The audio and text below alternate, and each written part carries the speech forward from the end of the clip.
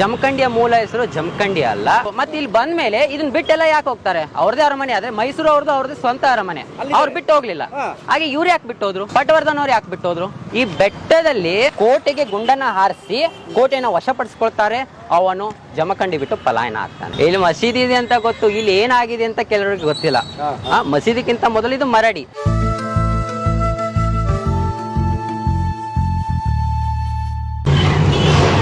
ಸ್ನೇಹಿತರೆ ಆದ್ಮೇಲೆ ನಮಸ್ಕಾರ, ನಿಮಗೆ ಸ್ವಾಗತ ಜಮಖಂಡಿಗೆ. ಬಾಗಲಕೋಟೆ ಜಿಲ್ಲೆಯ ತಾಲೂಕು ಪ್ರದೇಶ ಜಮಖಂಡಿಗೆ ಸ್ವಾಗತ. ಹೌದು, ನಾನೀಗ ನಿಂತಿರೋದು ಜಮಖಂಡಿಯಲ್ಲಿ. ಜಮಖಂಡಿ ಪಟವರ್ಧನ್ ಸಂಸ್ಥಾನದ ಇತಿಹಾಸವನ್ನು ನಮ್ಗೆ ತೋರಿಸಿ ಪರಮಂತದ್ದು ಬಹಳ ಜನ ಬಹಳ ದಿನಗಳಿಂದ ಕೇಳ್ತಾ ಇದ್ರಿ. ನಾವೀಗ ಇಲ್ಲಿದ್ದೀವಿ ಸ್ನೇಹಿತರೆ ಜಮಖಂಡಿಲಿ. ನಮಸ್ತೆ ರಾಹುಲ್, ಹೇಗಿದ್ರಿ? ನನ್ನ ಜೊತೆ ನಮ್ಮ ಗೆಳೆಯ ರಾಹುಲ್ ಇದ್ದಾರೆ, ಇಲ್ಲಿನ ವಿದ್ಯಾರ್ಥಿಯವರು BA ಓದ್ತಿದ್ದಾರೆ. ಆದರೆ ನೀವು ನಂಬಲ್ಲ, ಬಹಳ ಆಶ್ಚರ್ಯಕರ, ಈ ವಯಸ್ಸಿಗೆ ಈತ ಜಮಖಂಡಿ ಇತಿಹಾಸದ ಬಗ್ಗೆ ತುಂಬ ಸ್ಟಡಿ ಮಾಡಿದ್ದಾರೆ, ತುಂಬ ತಿಳ್ಕೊಂಡಿದ್ದಾರೆ. ನಾವೀಗ ನೋಡಿ ಜನನಾಯಕ ಶ್ರೀಮಂತ ಶ್ರೀ AG ದೇಸಾಯಿ ಸರ್ಕಲ್ ಇದ್ದೀವಿ. ಏನು ಈ ಜಮಖಂಡಿ ಇತಿಹಾಸ ಅಂತ ಸಂಪೂರ್ಣವಾಗಿ ನೀವು ನೋಡ್ತೀರಿ. ಜಮಖಂಡಿ ಇತಿಹಾಸ ನಾವು ಕೇಳೋಣ, ಜಮಖಂಡಿಲಿರುವಂಥ ಐತಿಹಾಸಿಕ ಸ್ಥಳಗಳನ್ನ ನಾವು ನೋಡೋಣ, ಜಮಖಂಡಿಯ ಪಟವರ್ಧನ್ ಮಹಾರಾಜರ ಅರಮನೆ ನೋಡೋಣ, ಇಲ್ಲಿ ನಡೆದ ಹೋರಾಟದ ಕಥೆಗಳು, ಇಲ್ಲಿ ನಡೆದಂಥ ಅನೇಕ ರೋಚಕ ಕಥೆಗಳು, ರಾಜಮನೆತನದ ಕಥೆಗಳನ್ನು ಕೇಳೋಣ. ಸ್ವಾಗತ ನಿಮಗೆ ಜಮಖಂಡಿಗೆ, ಬಾಗಲಕೋಟೆ ಜಿಲ್ಲೆಯ ಜಮಖಂಡಿಗೆ ಸ್ವಾಗತ. ಈಗ ನಾನು ಜಮಖಂಡಿಯ main circle sir Desai circle. ಇವರು ಪಟವರ್ಧನ್ಕಿಂತ ಮೊದಲು ಆಳ್ವಿಕೆ ಮಾಡಿದಂತ ದೇಸಾಯಿ ಮನೆತನದಲ್ಲೇ ಒಬ್ಬ ಪುರುಷ ಇವರು ಸರ್. ಮನೆತನ ಅಲ್ಲ ಸರ್, ಅವ್ರಕ್ಕಿಂತ ಮೊದಲು ಜಮಖಂಡಿಯನ್ನ ಆಳ್ತಿದಂತ ಒಬ್ಬ ದೇಸಾಯಿ ಮನೆತನದ ಒಬ್ಬ ಪುರುಷ ಸರ್. ಅವರಾದ್ಮೇಲೆ ಪಟವರ್ಧನ್ ಅವರು ಇವರ ಸಾಮ್ರಾಜ್ಯವನ್ನು ಗೆದ್ದ ಮೇಲೆ ಇವರಿಗೆ ಜಮಖಂಡಿಲಿ ಒಂದು ಗೌರವ ಸ್ಥಾನವನ್ನ ಕೊಡ್ತಾರೆ. ಆ ಗೌರವ ಸ್ಥಾನಕ್ಕೋಸ್ಕರ ಇದು ಜಮಖಂಡಿ ಅಂದ್ರೆ ಸರ್, ಜಮಖಂಡಿ ಪಟವರ್ಧನ್ ರಾಜರ್ಕಿಂತ ಮೊದಲು ಅನೇಕ ರಾಜ ಮನೆತನಕ್ಕೂ ಒಳಗೊಂಡಿತ್ತು. ಜಮಖಂಡಿಯ ಮೂಲ ಹೆಸರು ಜಮಖಂಡಿ ಅಲ್ಲ, ಜಮಖಂಡಿಯ ಮೂಲ ಹೆಸರು ಜಮಖಂಡಿ ಅಲ್ಲ. ಅಂದ್ರೆ ಪುರಾತನ ಐತಿಹಾಸಿಕ ಹೆಸರು ಬೇರೆನೇ ಇದೆ, ಅದಕ್ಕೆ ಸಾಕ್ಷ್ಯಾಧಾರಗಳು ಮೂಲಾಧಾರಗಳು ಕೂಡ ಬೇರೆ ಇದೆ ಸರ್. ಅದು ಕೂಡ ನಾವು ವಿಸಿಟಿಂಗ್ ಮಾಡ್ತೀವಿ. ಆಗಿನ ಕಾಲದ ಅರ್ವಾಚೀನ ಕಟ್ಟಡಗಳು ಕೂಡ ಈಗಿನ ಕಾಲದಲ್ಲಿ ಬಳಕೆಯಲ್ಲಿದೆ ಸರ್. ರಾಜರು ಮಹಾರಾಜರು ಕಟ್ಟಿದ್ದು, ಅವ್ರಕ್ಕಿಂತ ಮೊದಲು ಕಟ್ಟಿದ ಕಟ್ಟಡಗಳು ಕೂಡ ಬಳಕೆ ಇದೆ.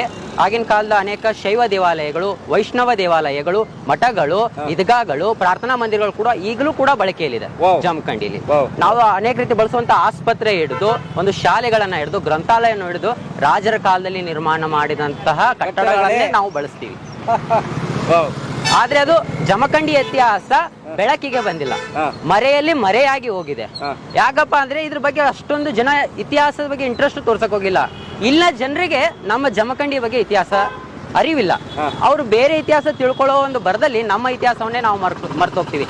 ಇಲ್ಲಿ ಇರೋ ಜನರಿಗೆ ಒಂದೇ ಗೊತ್ತು, ಪಟವರ್ಧನ್ ಪ್ಯಾಲೇಸ್ ಇದೆ, ಪಟವರ್ಧನ್ ಆಳ್ವಿಕೆ ಮಾಡೋದ್ರು, ಇಲ್ಲೊಬ್ಬ ರಾಜ ಇದ್ರು, ಹೋಗ್ಬಿಟ್ರು, ಇದಷ್ಟೇ ಗೊತ್ತು. ಹೆಂಗ್ ಬಂದ್ರು, ಯಾಕೆ ಬಂದ್ರು, ಯಾರವರು, ಎಲ್ಲಿಂದ ಅವರು, ಮತ್ತೆ ಇಲ್ಲಿ ಬಂದ ಮೇಲೆ ಇದನ್ನ ಬಿಟ್ಟೆಲ್ಲ ಯಾಕೆ ಹೋಗ್ತಾರೆ? ಅವ್ರದೇ ಅರಮನೆ ಆದ್ರೆ ಮೈಸೂರು ಅವ್ರದ್ದು ಸ್ವಂತ ಅರಮನೆ, ಅವ್ರು ಬಿಟ್ಟು ಹೋಗ್ಲಿಲ್ಲ. ಹಾಗೆ ಇವ್ರು ಯಾಕೆ ಬಿಟ್ಟು ಹೋದ್ರು? ಪಟವರ್ಧನ್ ಅವ್ರು ಯಾಕೆ ಬಿಟ್ಟು ಹೋದ್ರು? ಅವ್ರ ಮೂಲ ಜಮಖಂಡಿ ಅಲ್ಲ, ಅವರ ಮೂಲ ಮಹಾರಾಷ್ಟ್ರ. ಅಲ್ಲಿಂದ ಬಂದಂತ ಪೇಶ್ವೆಗಳು ಜಮಖಂಡಿಯನ್ನ 18 ಮತ್ತು 19ನೇ ಶತಮಾನ 150 ವರ್ಷಗಳ ಕಾಲ ಜಮಖಂಡಿಯನ್ನ ಆಳ್ತಾರೆ. ಅವರು 150 ವರ್ಷಗಳ ಕಾಲ ಸುದೀರ್ಘ. ಇವ್ರ ಕಾಲದಲ್ಲೇ ಸ್ವತಂತ್ರ ಬಂಡಾಯಗಳು ಕೂಡ ನಡೆಯುತ್ತವೆ. 1857ರ ಬಂಡಾಯ ಕೂಡ ಇವ್ರ ಕಾಲದಲ್ಲೇ ನಡೆದಿದ್ದು. ಸ್ವತಂತ್ರ ಸಂಗ್ರಾಮ ಇವರು ಕೂಡ ಪಾಲ್ಗೊಂಡಿದ್ರು. ಅಷ್ಟೇ ಅಲ್ಲದೆ ಗಾಂಧೀಜಿಯವರು ನೀಡಿದಂತ ಚಲೆಜಾವ್ ಚಳುವಳಿಗಳು, ಅನೇಕ ಚಳುವಳಿಗಳು ಕೂಡ ಇಲ್ಲಿನ ಜನರು ಪಾಲ್ಗೊಂಡಿದ್ರು. ರಾಜ ಮಹಾರಾಜರು ಕೂಡ ಜಮಖಂಡಿಯ ಒಂದು ಅಭಿವೃದ್ಧಿಗೆ ಅನೇಕ ರೀತಿಯ ಪ್ರೋಗ್ರಾಮ್ಗಳು, ಕಾರ್ಯಕ್ರಮಗಳು, ಕಟ್ಟಡಗಳನ್ನ ಕೂಡ ನಿರ್ಮಿಸಿದ್ದಾರೆ, ಕೈಗೊಂಡಿದ್ದಾರೆ. ಶಿಕ್ಷಣಕ್ಕೆ ಅನೇಕ ರೀತಿಯ ಸೌಲಭ್ಯಗಳನ್ನ ಕಲ್ಪಿಸಿದ್ದಾರೆ. ಅಷ್ಟೇ ಜಮಖಂಡಿ ಅಭಿವೃದ್ಧಿಗೆ ತುಂಬಾ ಶ್ರಮಿಸಿದ್ದಾರೆ. ಅವ್ರಕ್ಕಿಂತ ಮೊದಲು ಕೊಣ್ಣೂರು ದೇಸಾಯಿಗಳು, ಅವ್ರಕ್ಕಿಂತ ಮೊದಲು ಮೌರ್ಯರು, ಶಾತವಾಹನರು, ಕದಂಬರು, ಕಲ್ಯಾಣ ಚಾಲುಕ್ಯರು ಮತ್ತು ಮೊಳಕೇಡದ ಚಾಲುಕ್ಯರು, ರಾಷ್ಟ್ರಕೂಟರು ಕೂಡ ಇಲ್ಲಿ ಅವರ ಆಳ್ವಿಕೆಗೆ ಈ ಜಮಖಂಡಿ ಒಳಪಟ್ಟಿತ್ತು. ಆದಿಲ್ ಶಾಹಿಗಳು, ಬಹುಮನಿ ಸುಲ್ತಾನರು, ಮೊಘಲರು, ಮರಾಠರಿಗೂ ಕೂಡ ಇದರ ಮೇಲೆ ಆಳ್ವಿಕೆಯನ್ನ ಮಾಡ್ತಾ ಇದ್ರು. ಇದರ ಮೇಲೆ ಯುದ್ಧಗಳು ಆಗಿದೆ. ಅನೇಕ ರೀತಿಯ ವಿಷಯಗಳು ಜಮಖಂಡಿಲಿ ಅಡಗಿ ಕೂತ್ಕೊಂಡಿದೆ. ಆದ್ರೆ ಬೆಳಕಿಗೆ ಬಂದಿಲ್ಲ, ಬೆಳಕಿಗೆ ತೋರಿಸೋರು ಕೂಡ ಯಾರು ಸಿಕ್ಕಿಲ್ಲ. ಬನ್ನಿ ನೋಡಿ, ನಮ್ಮ ರಾಹುಲ್ ವಯಸ್ಸೆಷ್ಟು? ರಾಹುಲ್ 19 ವರ್ಷ ಸ್ನೇಹಿತರೆ. 19 ವರ್ಷಕ್ಕೆ ನಮ್ಮ ಹುಡುಗ ಎಷ್ಟು ತನ್ನ ಊರಿನ ಬಗ್ಗೆ ಭಾವನಾತ್ಮಕವಾಗಿ ಮಾತಾಡ್ತಾರೆ, ಜೊತೆಗೆ ಎಷ್ಟು ಅಧ್ಯಯನ ಮಾಡಿ ತಿಳ್ಕೊಂಡಿದ್ದಾರೆ ನೋಡಿ. ನನಗೆ ಭಾಳ ಸಂತೋಷ ಆಯಿತು. ಜಮಖಂಡಿ ಇತಿಹಾಸ ಸಂಪೂರ್ಣವಾಗಿ ನಾವು ಕವರ್ ಮಾಡೋಕ್ಕೆ ಟ್ರೈ ಮಾಡ್ತೀವಿ ಸ್ನೇಹಿತರೆ. ಆದಷ್ಟು ನಿಮ್ಗೆಲ್ರಿಗೂ ಸ್ವಾಗತ ಜಮಖಂಡಿಗೆ. ಇದು ಭಾಳ ಮುಖ್ಯವಾದಿದೆ ನೋಡಿ, ನಮ್ಮ ಡಾಕ್ಟರ್ ರಾಜ್ಕುಮಾರ್ ಅವ್ರ ಮಾರ್ಗ ಅಂತ ಅಲ್ಲೊಂದು ಹೆಸರಿಟ್ಟಿದ್ದಾರೆ, ಡಾಕ್ಟರ್ ರಾಜ್ಕುಮಾರ್ ರಸ್ತೆ ಅಂತ ಜಮಖಂಡಿ ಕೂಡ ಒಂದಿದೆ. ಎಸ್. ಮತ್ತು ರಾಹುಲ್, ಒಂದು ವಿಷಯ ಹೇಳ್ತಿದ್ರಿ ನೀವು, ಏನು ಈ ಮೆಟ್ಟಿಲುಗಳ ಮಹಿಮೆ? ಈ ಮೆಟ್ಟಿಲುಗಳು ಮಹಿಮೆ ಅನ್ನೋದಕ್ಕಿಂತ ಇದು ಮಸೀದಿ ಆದ್ಮೇಲೆ ಮೆಟ್ಟಿಲುಗಳು ನಿರ್ಮಾಣ ಆಗಿದೆ. ಇದಕ್ಕಿಂತ ಮೊದಲು ಇದು ಗುಡ್ಡಗಾಡು ಪ್ರದೇಶ, ಒಂದು ಬೆಟ್ಟ. ಈ ಬೆಟ್ಟದಲ್ಲಿ ಪಟವರ್ಧನ್ ಮನೆತನದವರು ಇಲ್ಲಿ ಜಹಗೀರನ್ನ ಪಡಿಲಿಕ್ಕೆ ಬಂದಾಗ ಅವರ ಒಬ್ಬ ಆಡಳಿತ ನೋಡ್ಕೊಳ್ಳುವಂತ ಅಧಿಕಾರಿಯ ಮಗ ಈ ಜಮಖಂಡಿಯನ್ನ ಅವರಿಗೆ ಕೊಡೋಕೆ ಹಿಂದೇಟ್ ಹಾಕ್ತಾನೆ. ಹಿಂದೇಟ್ ಹಾಕಿದಾಗ ಒಬ್ಬ ರಾಜರು ಈ ಮರಡಿಯ ಮೇಲೆ ನಿಂತ್ಕೊಂಡು ಕೋಟೆಗೆ ಗುಂಡನ್ನ ಹಾರಿಸಿ ಕೋಟೆನ ವಶಪಡಿಸ್ಕೊಳ್ತಾರೆ. ಅವನು ಜಮಖಂಡಿ ಬಿಟ್ಟು ಪಲಾಯನ ಆಗ್ತಾನೆ. ಇಲ್ಲಿ ಮಸೀದಿ ಇದೆ ಅಂತ ಗೊತ್ತು, ಇಲ್ಲಿ ಏನಾಗಿದೆ ಅಂತ ಕೆಲವರಿಗೆ ಗೊತ್ತಿಲ್ಲ. ಮಸೀದಿಗಿಂತ ಮೊದಲು ಇದು ಮರಡಿ, ಅದರಿಂದ ಇದನ್ನ ಜೋಗಿ ಮರಡಿ ಇದ್ಗ ಅಂತಾನು ಕರೀತಾರೆ ಸರ್. ಅಂದ್ರೆ ಅವಾಗ ಖಾಲಿ ಗುಡ್ಡ, ಖಾಲಿ ಗುಡ್ಡ ಸರ್. ಜಮಖಂಡಿ ಖಾಲಿಯಾಗೇ ಇತ್ತು ಸರ್. ನಂತರ ನಗರ ಪ್ರದೇಶ ಪಟವರ್ಧನ್ ಸಂಸ್ಥಾನಕ್ಕೆ ನಗರ ವಿಸ್ತೀರ್ಣ ಯೋಜನೆಯನ್ನು ಕೂಡ ಕೈಗೊಳ್ತಾರೆ. ಅವಾಗ ನಗರಗಳು ಮನೆಗಳು ಬೆಳಕ್ ಸ್ಟಾರ್ಟ್ ಆಗುತ್ತೆ ಸರ್. ಎಸ್, ಬನ್ನಿ ಈ ಒಂದು ರೋಚಕವಾದ ಮಾಹಿತಿ ಜೊತೆಗೆ ನಾವು ನಮ್ಮ ಜಮಖಂಡಿ ಇತಿಹಾಸದ ಪ್ರವೇಶ ಪಡೆಯೋಣ. ಈಗ ನಾವು ಆ ಗುಡ್ಡದ ಮೇಲೆ ನಿಂತಿದ್ದೀವಿ. ಎಸ್ ಸರ್, ಜೋಗಿ ಮರಡಿ. ಎಸ್ ಸರ್, ಇದ್ರ ಹೆಸರು ಜೋಗಿ ಮರಡಿ. ಈ ಜಹಗೀರ್ ಕೊಟ್ಟಿದ್ರು ಅಂದ್ರಲ್ಲ, ಅಂದ್ರೆ ಮೊದ್ಲು ಯಾರೋ ಬೇರೆಯವರು ಒಬ್ಬರು ಇದ್ರು. Yes sir. ಆನಂತರ ಇನ್ನೊಬ್ಬರಿಗೆ ಅದನ್ನ ಕೊಡ್ಲಾಯ್ತು. ಅವರು ತಮ್ಮ ಹಕ್ಕನ್ನ ಕೇಳಕ್ ಬಂದಾಗ ಇವ್ರು ಬಿಟ್ಕೊಡ್ಲಿಲ್ಲ. ಆಗ ನಡೆದ ಸಂಘರ್ಷ. ಮೊದ್ಲು ಯಾರಿದ್ರು, ಆಮೇಲೆ ಯಾರು ಬಂದ್ರು, ಸ್ವಲ್ಪ ವಿವರ ಹೇಳಿ. ನಾವು ಕೊನೆಯ ಅರಸ ಔರಂಗಜೇಬ್ನ ನಂತರ ಮರಾಠರ 1755ರಲ್ಲಿ ಮರಾಠರ ಕೈವಶವಾಗುತ್ತದೆ. ಅನೇಕ ಸಾಮ್ರಾಜ್ಯಗಳು ಮರಾಠರ ಕೈವಶವಾಗುತ್ತವೆ. ಯಾವಾಗ? ಔರಂಗಜೇಬ್ ಮರಣದ ನಂತರ 1706ರಲ್ಲಿ ಔರಂಗಜೇಬ್ ಮರಣ ಹೊಂತಾನೆ. 1706ರಲ್ಲಿ ಮರಣ ಹೊಂತಾನೆ. 50 ವರ್ಷಗಳ ಕಾಲ ಮೊಘಲರ ಆಳ್ವಿಕೆಗೆ ಜಮಖಂಡಿ ಒಳಪಟ್ಟಿತ್ತು. ಸುದೀರ್ಘ 50 ವರ್ಷಗಳ ಕಾಲ. ಆದಿಲ್ ಶಾಹಿಗಳ ನಂತರ ಔರಂಗಜೇಬ್ ನಂತರ 1750ರಲ್ಲಿ ಮರಾಠರಿಗೆ ವಶಪಡುತ್ತೆ. ಅಷ್ಟರಲ್ಲಿ ಶಿವಾಜಿ ಕೂಡ 1608ರಲ್ಲಿ ಮರಣ ಹೊಂದಿರ್ತಾರೆ. ಶಿವಾಜಿ ಮರಣ ನಂತರ ಮರಾಠ ಸಾಮ್ರಾಜ್ಯನ ಪೇಶ್ವೆಗಳು ಆಳ್ವಿಕೆ ಮಾಡ್ತಾ ಇರ್ತಾರೆ. ಪೇಶ್ವೆಗಳು ಆಳ್ವಿಕೆ ಮಾಡುವ ಸಮಯದಲ್ಲಿ ಮಾಧವರಾವ್ ಪೇಶ್ವೆ ಎಂಬುವರಿಗೆ ಜಮಖಂಡಿ ಜಹಗೀರ್ದಾರ್ ದೊರೆಯುತ್ತೆ. ಜಮಖಂಡಿ ಪೇಶ್ವೆ ಅವರ ವಶಕ್ಕೆ ಜಮಖಂಡಿ ಬರುತ್ತೆ. ಅವರ ಸೇನಾಧಿಪತಿಯಾದಂತಹ ಪಟವರ್ಧನ್, ಪರಶುರಾಮ್ ಬಾವು ಪಟವರ್ಧನ್ ಎಂಬುವರಿಗೆ ಜಮಖಂಡಿ ಆಡಳಿತವನ್ನು ನೋಡ್ಕೊಳ್ಳಿಕ್ಕೆ ಕೊಡ್ತಾರೆ, ಜಹಗೀರನ್ನ ಕೊಡ್ತಾರೆ. ಅಂದ್ರೆ ಪಟವರ್ಧನ್ ಅನ್ನೋರು ಮೂಲ ರಾಜರಲ್ಲ, ಮೂಲತಃ ಅವರು ಸೇನಾಧಿಪತಿಗಳು. ಅವರ ತಂದೆ ರಾಮಪ್ಪ ಹರಿಪಂತರಿಂದ ಹಿಡಿದು ಅವರು ಸೇನಾಧಿಪತಿಗಳು. ಮರಾಠ ಸಾಮ್ರಾಜ್ಯದಲ್ಲಿ ಭಾರತದ ಸೇನಾಧಿಪತಿಗಳು, ಅವರು ಸೈನಿಕರು. ಆ ಸೈನಿಕರ ಮೇಲೆ ಅಧಿಪತಿಯಾಗಿದ್ದಂತ ಸೈನಿಕರು ಅವರಿಗೆ ಈ ಜಹಗೀರನ್ನ ಕೊಟ್ಟಾಗ ಅವರು ಕೂಡ ಪರಶುರಾಮ್ ಬಾವು ಪಟವರ್ಧನ್ ಆಂತರಿಕ ಯುದ್ಧದಲ್ಲಿ ತೊಡ್ಕೊಂಡಿರ್ತಾರೆ. ಒಂದನೇ ಪರಶುರಾಮ್ ಬಾವು ಪಟವರ್ಧನ್ ಅಂತ ಅವ್ರ ಹೆಸರು. ಅವರು ಆಂತರಿಕ ಯುದ್ಧಗಳು, ಹೈದರಾಬಾದ್ ನಿಜಾಮ್ನೊಂದಿಗೆ ಮೈಸೂರು ಆಂಗ್ಲಗಳ ಯುದ್ಧ, ದೊಂಡಿವಾಗನ ಕಾಳಗ, ಕರಾಡದ ಕಾಳಗ ಅಂತ ಅನೇಕ ಕಾಳಗದಲ್ಲಿ ಅವ್ರ ಜೀವನವನ್ನೇ ಅದರಲ್ಲೇ ಕಳೀತಾರೆ ಅವರು. ಅವಾಗ ಜಮಖಂಡಿ ಜಹಗೀರ್ ಬಂದ್ಮೇಲೆ ಅವರು ಒಂದು ಕೋಟೆನ ಕೂಡ ಕಟ್ಕೊಂಡು ಹೋಗ್ತಾರೆ. ಕೋಟೆನ ಕಟ್ಟಿದ ಮೇಲೆ ಅವರು ಇದನ್ನ ನೋಡ್ಕೊಳ್ಳಿಕ್ಕೆ ಒಬ್ಬ ಆಡಳಿತಗಾರನ ನೇಮಿಸ್ತಾರೆ. ಭಾಸ್ಕರ್ ನಾನಾ ಸಖದೇವ್ ಎಂಬ ಒಂದು ಆಡಳಿತಗಾರನನ್ನ ನೇಮಿಸ್ತಾರೆ. ಆ ಆಡಳಿತಗಾರ ಇದನ್ನ ನೋಡ್ಕೊಂಡು ಹೋಗ್ತಿರ್ತಾನೆ. ಸೊ ಆವಾಗ ಪಟವರ್ಧನರು ಔರಂಗಜೇಬನಿಂದ ಮರಾಠರಿಗೆ ಬರೋಕ್ಕಿಂತ ಮೊದಲು ಆದಿಲ್ ಶಾಹಿಗಳ ಸಾಮಂತರಾಗಿದ್ದಂತ ಕೊಣ್ಣೂರು ದೇಸಾಯಿಗಳು, ಇಲ್ಲಿ ನೋಡ್ತಾ ಇದ್ರಲ್ಲ ದೇಸಾಯಿ ಅವರು, ಅವರ ಮನೆತನದವರು. ಹಿರಿಯರು. ಅವರ ಮನೆತನದವರಿಗೆ 33 ಹಳ್ಳಿಗಳು ಇನಾಮಾಗಿ ಬಂದಿರುತ್ತೆ. ಕೊಣ್ಣೂರು ದೇಸಾಯಿಗಳು ಆದಿಲ್ ಶಾಹಿಗಳಿಂದ ಅವ್ರ ಸಾಮಂತರಾಗಿರೋದ್ರಿಂದ ಅವ್ರ ಆಳ್ವಿಕೆಯನ್ನು ಒಪ್ತಿದ್ರಿಂದ ಅವರಿಗೆ 33 ಹಳ್ಳಿಗಳನ್ನು ಕೊಟ್ಟಿರ್ತಾರೆ. ಈ ಮೊಘಲರು ಮರಾಠರ ನಡುವೆ ಸಾಮ್ರಾಜ್ಯ ಬರುವ ಸಮಯದಲ್ಲಿ 1755ರಲ್ಲಿ ಬರುತ್ತೆ ಮರಾಠರಿಗೆ. ಅಲ್ಲಿ 1707ರಲ್ಲಿ ಮರಣ ಹೊಂತಾನೆ ಔರಂಗಜೇಬ್. ಮರಣ ಹೊಂದಿದ ಮೇಲೆ ಆ ಸಮಯದಲ್ಲಿ ಕೊಣ್ಣೂರು ದೇಸಾಯಿಗಳು ಇದನ್ನ ಆಳ್ವಿಕೆ ಮಾಡ್ಲಿಕ್ಕೆ ಸ್ಟಾರ್ಟ್ ಮಾಡಿರ್ತಾರೆ. 33 ಹಳ್ಳಿಗಳು ಜಮಖಂಡಿಯನ್ನು ಕೂಡ ಆಳ್ವಿಕೆ ಮಾಡ್ಲಿಕ್ಕೆ ಸ್ಟಾರ್ಟ್ ಮಾಡಿರ್ತಾರೆ. ಅವರ ಮೂಲತಃ ಕೊಣ್ಣೂರು ವಾಡೆಯಲ್ಲಿ, ಕೊಣ್ಣೂರು ದೇಸಾಯಿಯವರ ವಾಡೆಯಲ್ಲಿ ಈಗಲೂ ಕಾಣಬಹುದು. ಎಲ್ಲಿ ಬರುತ್ತೆ ಕೊಣ್ಣೂರು ದೇಸಾಯಿ ವಾಡೆ? ಇಲ್ಲಿಂದ 2 ಅವರ್ಸ್ ಜರ್ನಿ ಅಲ್ಲಿ ಸಿಗುತ್ತೆ. ಅವರು ಇದನ್ನ ಆಳ್ವಿಕೆ ಮಾಡ್ತಿರ್ತಾರೆ. ಪಟವರ್ಧನ್ ಯಾರಪ್ಪ ಅಂದ್ರೆ ಫಸ್ಟ್ ಪಟವರ್ಧನ್ ಬರೋವಾಗ ಅವರಿಗೆ ಕೊಣ್ಣೂರು ದೇಸಾಯಿಗಳು ಕೂಡ ಆಡಳಿತ ಒಪ್ಪಲಿಲ್ಲ. ಕೊಣ್ಣೂರು ದೇಸಾಯಿಗಳು ಕೂಡ ತಮ್ಮ ಆಡಳಿತವನ್ನ ಬಿಟ್ಕೊಡ್ಲಿಕ್ಕೆ ಒಪ್ಪಲಿಲ್ಲ. ನಾನು ಜಹಗೀರ್ ಮಾಡ್ತಾ ಇದ್ದೀನಿ, ಇನ್ನು ನನ್ನ ಜಹಗೀರ್ ಇದೆ, ಮರಾಠ ಸಂಸ್ಥಾನ. ನಾವು ಆಕ್ಚುಲಿ ಎಷ್ಟೋ ರಾಜರಿದ್ರೆ ಯಾವೊಬ್ಬ ಬಲಿಷ್ಠ ರಾಜನಿಗೆ ಕೆಲವು ರಾಜ್ಯಗಳು ಆಡಳಿತ ಮಾಡ್ತಾರೆ ಸಾಮಂತರಾಗಿರ್ತಾರೆ. ಈಗ ನಾವು ಬಾದಾಮಿ ಇಮ್ಮಡಿ ಪುಲಿಕೇಶಿಯನ್ನ ಕೇಳ್ತೀವಿ. ಅವನು ಕಾವೇರಿಯಿಂದ ಗೋದಾವರಿಯವರೆಗೂ ತನ್ನ ಸಾಮ್ರಾಜ್ಯವನ್ನು ವಿಸ್ತರಣೆ ಮಾಡ್ತಾನೆ. ದಕ್ಷಿಣ ಪತೇಶ್ವರ ಅವನಿಗೆ ಬಿರುದನ್ನು ಕೂಡ ಕೊಡ್ತಾರೆ, ಮತ್ತು ಪರಮೇಶ್ವರ.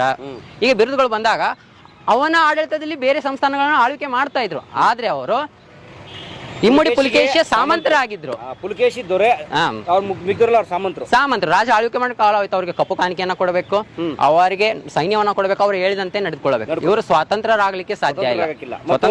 ಆ ಕಾಲ ಸೀಲು ಇತ್ಯಾದಿ ಎಲ್ಲ ಚಾಲುಕ್ಯರದ್ದು ಬಳಸಬೇಕು. ಸರ್ ಅವ್ರದೇ ಕಾಯಿನ್, ನಾಣ್ಯಗಳು, ಅದು ವ್ಯವಹಾರ ಎಲ್ಲ ಚಾಲುಕ್ಯ ಸಾಮ್ರಾಜ್ಯ ಅವ್ರದೇ ನಡಿಬೇಕು. ಶೀಲ್ಗಳು ಮಾತ್ರ ಅವರ ಸಂಸ್ಥಾನದಲ್ಲಿ ಮಾತ್ರ ಸಿಗ್ತಾ ಇತ್ತು, ಎಲ್ಲ ಸಂಸ್ಥಾನದಲ್ಲಿ ಸಿಗ್ತಾ ಇರ್ಲಿಲ್ಲ. ಅವಾಗ ಬೇರೆ ಕಡೆ ಏನಾದ್ರು ಪರ್ಮಿಷನ್ ಗಳನ್ನ ತಗೊಳ್ಬೇಕಾದ್ರೆ ಅವ್ರ ಸೀಲ್ ಇಂಪಾರ್ಟೆಂಟ್ ಆಗ್ತಾ ಇತ್ತು. ಸೀಲ್ ಕೆಲವು ನಕಲು ಸೀಲ್ ಮಾಡಬಹುದು ಅಂತ ಎಲ್ರಿಗೂ ಸೀಲ್ಗಳನ್ನ ಕೊಡ್ತಾ ಇರ್ಲಿಲ್ಲ, ಅವರಲ್ಲೇ ಸೀಲ್ಗಳಿತ್ತು. ಅದೇ ರೀತಿಯಾಗಿ ಕೊನ್ನೂರು ದೇಸಾಯಿಗಳು ಆದಿಲ್ ಶಾಹಿಗಳ ಸಾಮಂತರಾಗಿದ್ರು. ಅವರು ಜಮಖಂಡಿಯನ್ನ ಆಳ್ವಿಕೆ ಮಾಡೋ ಸಮಯದಲ್ಲಿ ಅವರು ಬಿಟ್ಕೊಡಕ್ಕೆ ಇದು ಮಾಡಿದ್ರು. ಒಂದನೇ ಪರಶುರಾಮ್ ಬಾವು ಪಟವರ್ಧನ್ ಅವರು ನನ್ನ ಜಹಗೀರನ್ನು ಕೇಳಲಿಕ್ಕೆ ಬಂದಾಗ ಅವರು ಕೊಡೋಕೆ ಹಿಂದೇಟ್ ಹಾಕಿದ್ರು. ಅವರು ಯುದ್ಧದಲ್ಲಿಯೇ ಬ್ಯುಸಿ ಇದ್ರಿಂದ ಅವರೊಬ್ಬ ಆಡಳಿತಾಧಿಕಾರಿಯನ್ನು ನೇಮಿಸ್ತಾರೆ, ಭಾಸ್ಕರರಾವ್ ಪಂತ್ ನಾನಾ ಸಖದೇವ್ ಅನ್ನೋರನ್ನ. ಅವರು ಕಾಡಪ್ಪ ದೇಸಾಯಿ ಅವ್ರ ಮೇಲೆ ಯುದ್ಧವನ್ನ ಮಾಡ್ತಾರೆ. ಅವ್ರ ಮೇಲೆ ಯುದ್ಧವನ್ನ ಮಾಡಿ ಜಮಖಂಡಿಯನ್ನು ವಶಪಡಿಸ್ಕೊಳ್ಳಿಕ್ಕೆ ನೋಡ್ತಾರೆ. ಕಾಡಪ್ಪ ದೇಸಾಯಿ ಅವರು ಈ ನಮ್ಮ ಕೊಣ್ಣೂರು ದೇಸಾಯಿ ವಂಶದವರು ಅವ್ರ ಮೇಲೆ ಯುದ್ಧ ಮಾಡಿ ಅದನ್ನ ವಶಪಡಿಸ್ಕೊಳ್ಳಕ್ ನೋಡ್ತಾರೆ. ಆದ್ರೆ ಕಾಡಪ್ಪ ದೇಸಾಯಿ ಅವರು ಅದ್ರ ಜೊತೆ ಪುಂಡಾಟಿಕೆಗಳನ್ನ ಸ್ಟಾರ್ಟ್ ಮಾಡ್ತಾರೆ. ಇಲ್ಲಿ ಬೇಡರ ಜನಾಂಗವನ್ನ ತೆಗೆದುಕೊಂಡು ರಾಜ್ಯದಲ್ಲಿ, ಈ ಸಂಸ್ಥಾನ ಒಂದು ರಾಜ್ಯದ ರೀತಿ, ಅವಾಗ ಒಂದು ಪುಂಡಾಟಿಕೆಗಳನ್ನ ಮಾಡ್ಲಿಕ್ಕೆ ಸ್ಟಾರ್ಟ್ ಮಾಡ್ತಾರೆ. ಅವಾಗ ಬೇಡರನ್ನ ತಗೊಂಡು 250 ಜನರ ಬೇಡರನ್ನ ತೆಗೆದುಕೊಂಡು ಪುಂಡಾಟಿಗಳನ್ನ ಸ್ಟಾರ್ಟ್ ಮಾಡ್ತಾರೆ. ಅವಾಗ ಭಾಸ್ಕರ್ ನಾನಾಪಂತ್ ಸಖದೇವ್ ಅವರು ಇವರ ಮೇಲೆ ದಾಳಿ ಮಾಡಿ 250 ಬೇಡ ಸೈನಿಕರನ್ನ ಕೊಲ್ತಾರೆ. ಕೊಂದ್ಮೇಲೆ ಕಾಡಪ್ಪ ದೇಸಾಯಿ ಅವರು ಪಲಾಯನಗೊಳ್ತಾರೆ, ಯುದ್ಧದಿಂದ ಪಲಾಯನಗೊಳ್ತಾರೆ. ಆವಾಗ ಇದು ಜಮಖಂಡಿ ಪಟವರ್ಧನ್ ಜಹಗೀರರ ವಶ ಆಗುತ್ತೆ. ಆದ್ರೆ ಆಡಳಿತ ಪರಶುರಾಮರ ಕಾಲದಲ್ಲಿ ಆಡಳಿತ ಮಾಡ್ತಿದ್ದು ಭಾಸ್ಕರ್ ಪಂತ್ ನಾನಾ ಸಖದೇವ್ ಅವರ ಕಮಾಂಡರ್, ಆಡಳಿತಾಧಿಕಾರಿ, ನೋಡ್ಕೊಳ್ಳೋಕೆ ಬಿಟ್ಟಂತ ಅಧಿಕಾರಿ ಆಡಳಿತ ಮಾಡ್ತಾ ಇದ್ದ. ಅವರು ಹೋದ್ಮೇಲೆ ಕಾಡಪ್ಪ ದೇಸಾಯಿ ಅವರ ಮರಣದ ನಂತರ ಅವರ ಮಗನಾದ ಗದಿಗಪ್ಪ ದೇಸಾಯಿ ತಂದೆಯ ವಿರುದ್ಧ ಸೇಡ್ ತೀರಿಸ್ಕೊಳ್ಳಿಕ್ಕೆ ಮತ್ತೆ ದಾಳಿಯನ್ನ ಮಾಡ್ತಾನೆ. ಭಾಸ್ಕರ್ ಪಂತ್ ನಾನಾ ಸಖದೇವ್ ಅವರ ಮೇಲೆ ಜಮಖಂಡಿಯಲ್ಲಿ ದಾಳಿಯನ್ನ ಮಾಡ್ತಾನೆ. ದಾಳಿ ಮಾಡಿದ್ಮೇಲೆ ಜಗದಾಳ್ ಎಂಬ ಗ್ರಾಮ ಬರುತ್ತೆ. ಜಗದಾಳ್ ಎಸ್ ಸರ್, ಜಮಖಂಡಿ ಪಕ್ಕದಲ್ಲಿ ಸರ್. ಜಗದಾಳ್ ಎಂಬ ಗ್ರಾಮವನ್ನು ವಶಪಡಿಸ್ಕೊಂಡ್ಬಿಡ್ತಾನೆ, ಇವ್ರ ಕೈಯಲ್ಲಿದ್ದಂತ ವಶಪಡಿಸ್ಕೊಂಡಿರ್ತಾನೆ. ಇದನ್ನ ತಿಳಿದಂತ ಭಾಸ್ಕರ್ ಪಂತ್ ಅವರು ಸಿಟ್ಟಿಗೆದ್ದು ಮತ್ತೆ ಅವನ ಮೇಲೆ ದಾಳಿಯನ್ನ ಮಾಡ್ತಾರೆ. ಅವನು ಸಿಂಹಾಸನ ಭ್ರಷ್ಟನಾಗ್ತಾನೆ. ಸಿಂಹಾಸನ ಭ್ರಷ್ಟನಾಗಿ ಯುದ್ಧವನ್ನ ಪಲಾಯನಗೊಳ್ತಾನೆ. ಮತ್ತು ನಂತರ 1811ರಲ್ಲಿ ಎಷ್ಟೋ ಮರಣ ಹೊಂತಾನೆ. ಅವನು ಮರಣ ಹೊಂದಿದ್ಮೇಲೆ ಅವನ ಫ್ಯಾಮಿಲಿ ಮುಧೋಳ್ ಸಂಸ್ಥಾನದ ಆಶ್ರಯವನ್ನು ಪಡೆಯುತ್ತದೆ.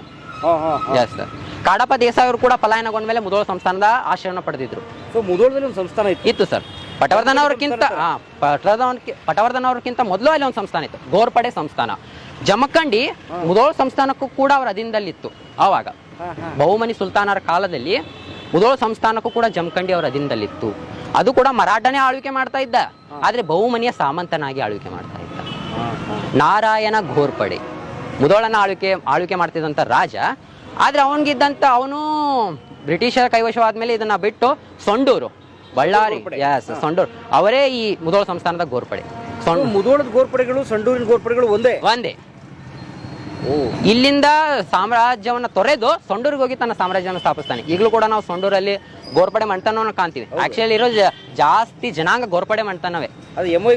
ಸರ್, ಅವ್ರ ಕಟ್ಟಡಗಳನ್ನ ಈಗ ನೋಡ್ತಾ ಇರ್ತೀವಿ ನಾವು, ತುಂಬಾ ಚೆನ್ನಾಗಿದೆ. ಅವರು ಕೂಡ ಅಲ್ಲಿ ಸೊಂಡೂರಲ್ಲಿ ತುಂಬಾ ಚೆನ್ನಾಗಿ ಆಡಳಿತವನ್ನು ನಿರ್ವಹಿಸ್ತಾರೆ, ಅರಮನೆಗಳನ್ನ ಕಟ್ತಾರೆ. ಇಲ್ಲಿಂದ ತೊರೆದು ಹೋದ ಮೇಲೆ ಅಲ್ಲಿ ಆಳ್ವಿಕೆಯನ್ನ ಮಾಡ್ತಾನೆ ಅವನು. ಆಕ್ಚುಲಿ ಇವರು ಮುಧೋಳ ಸಂಸ್ಥಾನಿಕರು ಬಹುಮನಿ ಸಾಮಂತವನ್ನು ವಿರೋಧಿಸ್ತಾರೆ. ನಂತರ ಈ ಮುಧೋಳ ಸಂಸ್ಥಾನದಲ್ಲಿ ತಮ್ಮ ಆಶ್ರಯ ಪಡಿತಾರೆ. ನಂತರ ಗದಿಗಪ್ಪ ದೇಸಾಯಿನು ಸಿಂಹಾಸನ ಭ್ರಷ್ಟ ಆದ್ಮೇಲೆ ಮರಣ ಹೊಂದಿದ್ಮೇಲೆ ಅವರ ಫ್ಯಾಮಿಲಿ ಆ ಮುಧೋಳ ಆಶ್ರಯದಲ್ಲೇ ಇರುತ್ತೆ. ಮುಧೋಳ ಆಶ್ರಯದಲ್ಲೇ ಇದ್ದಾಗ ಆ ಪಟವರ್ಧನ್ ಅವರು 1821ರಲ್ಲಿ ಜಮಖಂಡಿಗೆ ಬಂದು ನೆಲೆಸಲು ಅವಕಾಶ ಕೊಡ್ತಾರೆ. 200 ವರ್ಷದ ಹಿಂದೆ ಪಟವರ್ಧನ್ ಅವರು ಈ ಊರಿಗೆ ಕಾಲಿಟ್ಟಿರೋದು ಸರ್. ಅದು ಇಷ್ಟೇ 150 ವರ್ಷಗಳ ಕಾಲ ಸುದೀರ್ಘ, ಸ್ವಾತಂತ್ರ್ಯ ಬರುವ ತನಕ ಸುದೀರ್ಘ ಆಳ್ವಿಕೆ ಮಾಡಿದ್ದಾರೆ. ಜಮಖಂಡಿಯ ಇನ್ನೊಂದು ವಿಶೇಷತೆ ಏನಪ್ಪಾ ಅಂದ್ರೆ, ಭಾರತ ಸ್ವತಂತ್ರಗೊಂಡ ಮೇಲೆ ಅಖಿಲ ಭಾರತ ಒಕ್ಕೂಟದಲ್ಲಿ ಪ್ರಪ್ರಥಮವಾಗಿ ತನ್ನ ಸಂಸ್ಥಾನವನ್ನ ಬಿಟ್ಟುಕೊಟ್ಟಂತ ಏಕೈಕ ಸಂಸ್ಥಾನ ಜಮಖಂಡಿ ಸಂಸ್ಥಾನ.